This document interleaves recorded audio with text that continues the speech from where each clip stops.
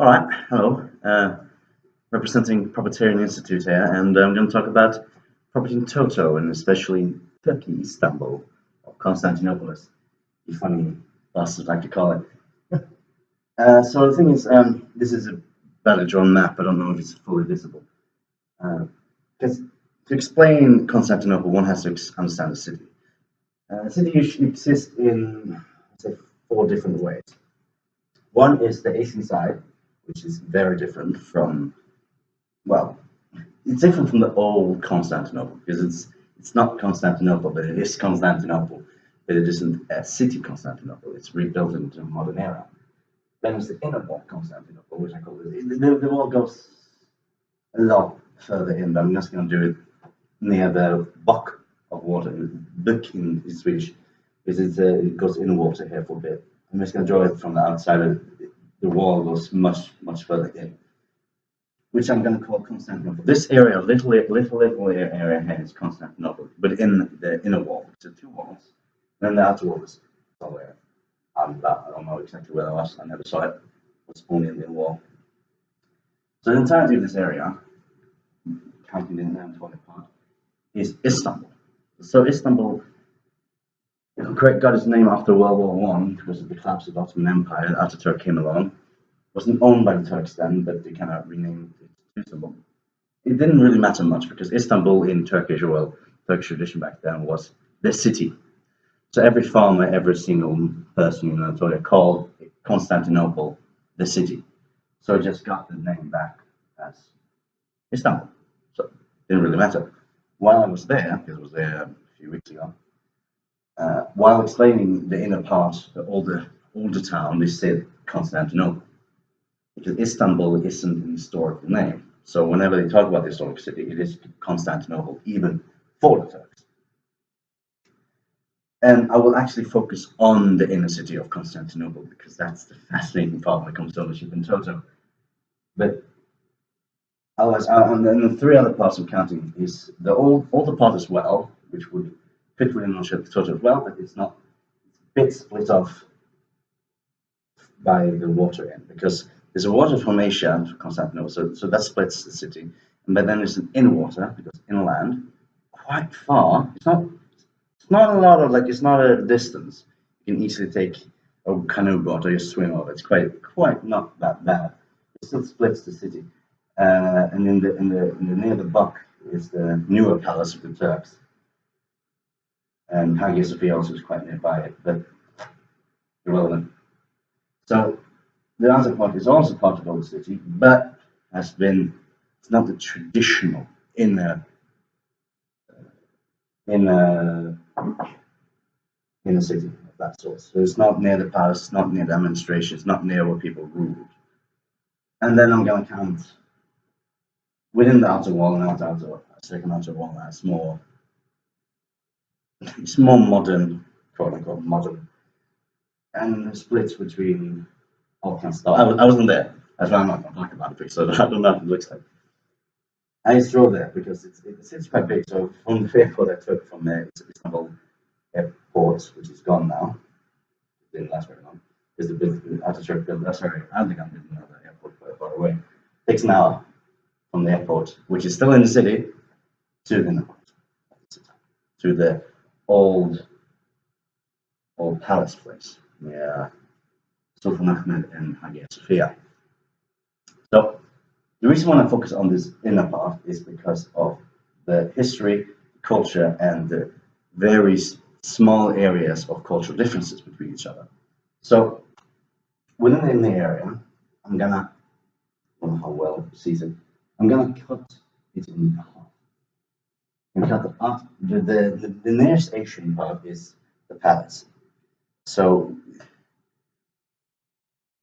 it is important for many different reasons, but it doesn't fit within ownership of Toto because that is the aristocrats, the higher ups. So no normal man with any rights in this one, and the rights of this land is always built upon power, and power you can't complain about power because they shoot you. It doesn't really matter. And in this part is Hagia Sophia and Sultan Ahmed, which is the mosque, palace, Not a lot of buildings, not really much, and just small, important areas which can't really be changed because the Ottomans did a rule when they took over. They didn't want to destroy the old Greek towns; they wanted to bully them, and you don't bully them by erasing their history. You take their history and you model it, remodel it. For example, with Hagia Sophia, they of course, they didn't have a minaret. The majority of parts of Hagia Sophia that is today didn't exist. The only big part that existed was the big dome.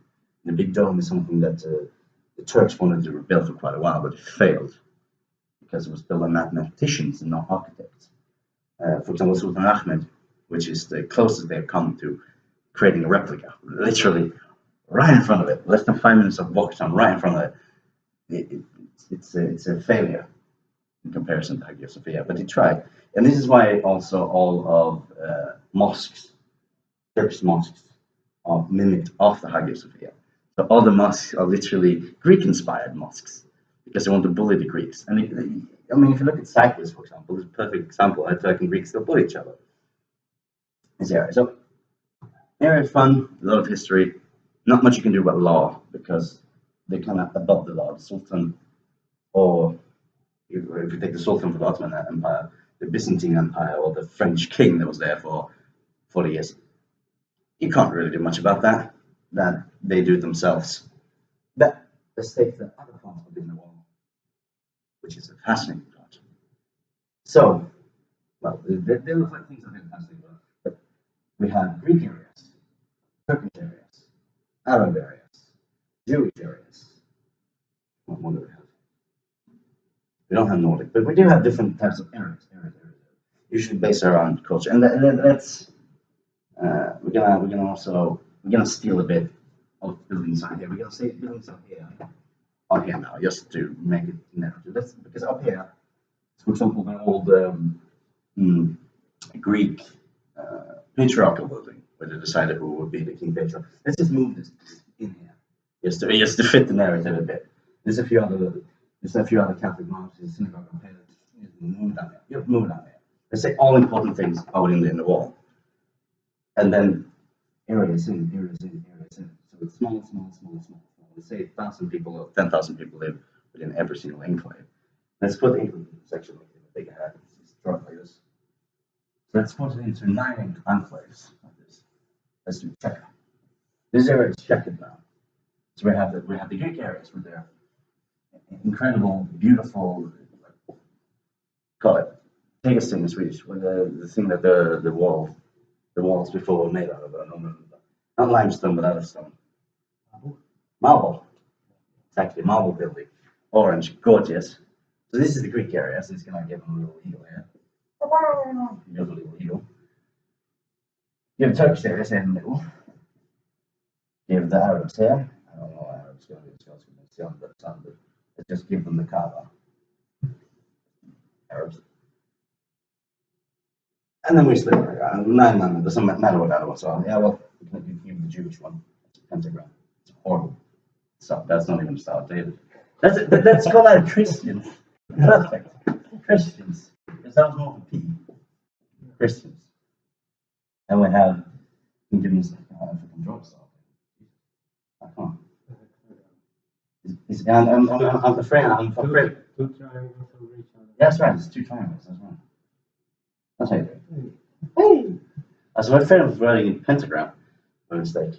I don't know what that one's going to be, that's irrelevant. So, this very small type of area, let's say it's built for the 9 regions where 9 people have it. So, how do you do then law between these people? Here comes the beautiful thing. So, in Istanbul, they have firstly law, as I mentioned before, do not destroy anything. So, regardless of movement between these groups, let's say one of the groups is removed, the building has to stay. There's no, let's say Kaaba is with the Arab, let's say literally Kaaba is there. The Turks are not allowed to move it. Because once a building is built in stone or in iron, actually, oh yeah, perfect, iron. Bulgarians recently built a church in iron. So we're having iron Bulgarian church. Because Istanbul, not by law, but by kind of social right, are not allowed to remove the church because it's built in expensive material and it's a part of the city. So what the Turks did, first of all, again, for material things, for buildings, not allowed to destroy, but easily, the Turks can go into Greek areas and try to replace them, which they have done plenty of times. Honestly, way too much. So with the law, the system we have now, you can't do anything about that. A movement between one commons, because it's your culture's commons, which is the area, and well, but one move to another. Not much you can do about it. And this is here we're trying, the propertarianism is trying to make it all change. Because of this area is yours, been in for history, you have buildings there, you have the right to defend it. And you can't really, you can do protests and you can try to be like the Irish in New York and try to shoot everybody, Boston was, shoot everybody dead. It doesn't really work. So overall, they're going to move over more and more and more. So that has happened in plenty of areas. Now, that sounds bullying, the Turks moving into the Greeks and destroying them. Yeah, but anyway, you think that's all history now. The Arabs now, very recently, are moving into Turkish areas. So now majority Turkish areas were once majority Turkish, now majority Arab. And you can see that in stores, for example, because they use Arabic text while Turks are using Arab. And they can't do anything about that. There's nothing they can do about it. So within propertarianism, what we're trying to create is a concept of ownership in Toto, which means that you own the commons, you own the culture around you.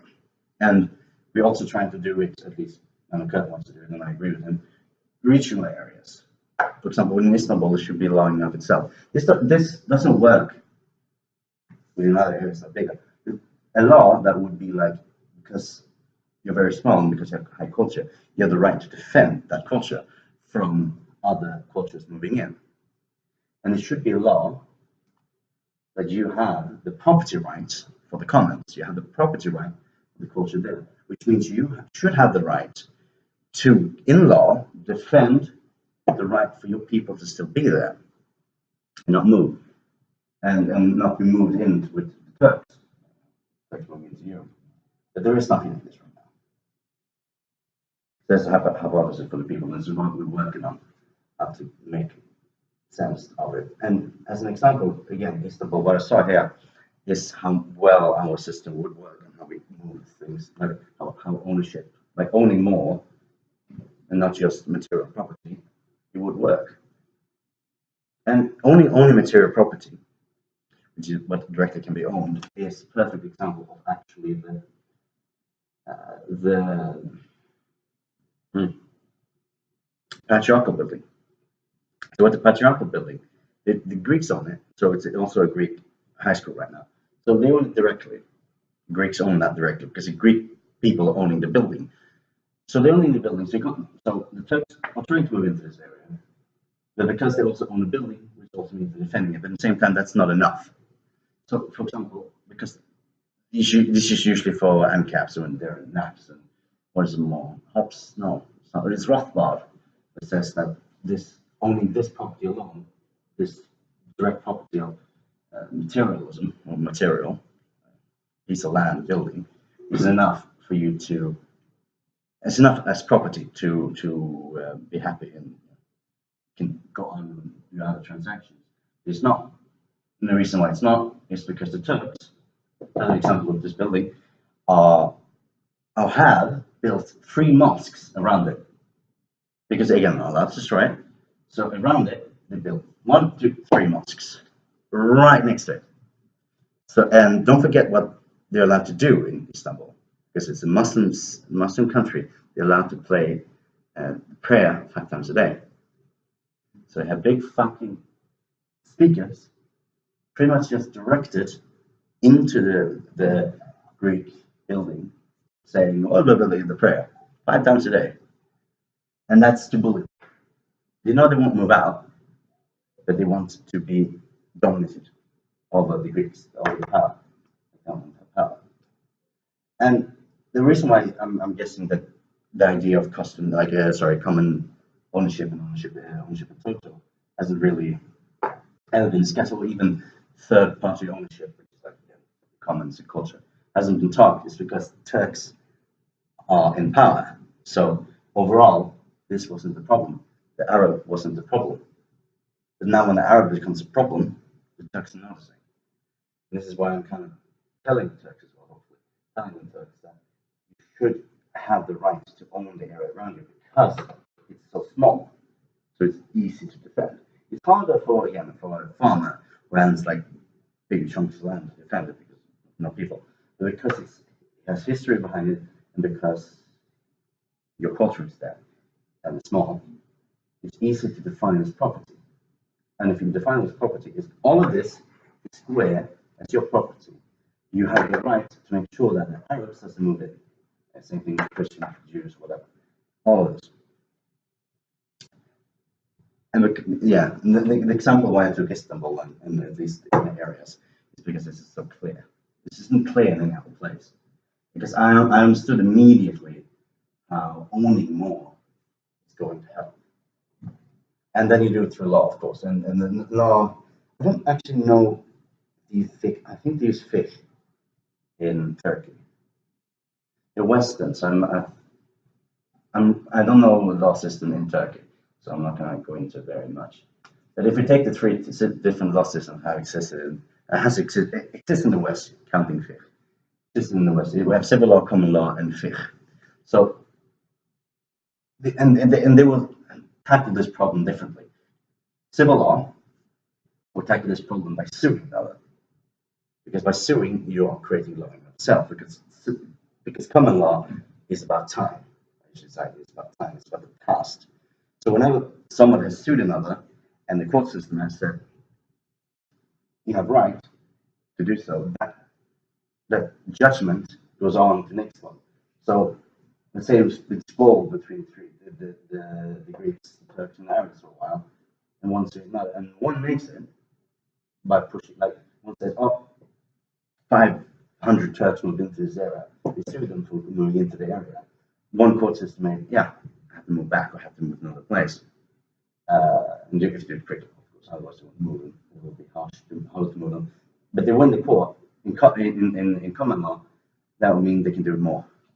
Once they do it once they succeed once, that becomes law, which means it becomes easier for more Greeks to tell the Turks to move, or telling the Arabs to move, and the Turks gets it right. And again, Turks want this system, but they don't know about it. Because they don't know. They complain the Arabs are moving in, but they can't do anything about it. But in common law, at least, you could do it by suing. By civil law, a bit harder to do because it doesn't exist an example before. But they have to create a law which wouldn't make it punishable for Turks to move into Greek areas immediately. Just in and of itself, the High Court, which would be the Parliament in Erdogan, would have to make a law. Have two parliament systems, I think. And let's just say Parliament would make it simpler. Parliament has to make a law on you can't move 500 people into Greek's area because Greeks own this area. And if you do, you can get the police involved and arrest them or move them forcefully. And fiqh, the way that they do it through the Quran, or the Hadiths in particular, well, Quran as well, but Hadiths, and they get the law from there. So if the Quran or Hadith has anything about common property, it could make it. I don't think they do, which means that this wouldn't work within fiqh. So you fucked the Muslims if you don't have it written. Try to find it within the Hadith or the Quran, some sort of Pomen ownership. Because if you don't, you're fucked. And the Arabs can move in and take over all of Istanbul if they wanted to. The only way for you to defend yourself that if fiqh doesn't work is you taking up guns and shooting them. Which, good luck. Well, Erdogan can do things as well. He can also bring in an army. That's much harder to do in legal reasons, and then they have a war, a civil war, which isn't illegal. But within law, at least, you can do it through common law, which is doing, within civil law, which is creating a law and enforcing it by accepting common ownership, or find an example in Hadith for fiqh. Good luck with that. How much have I done?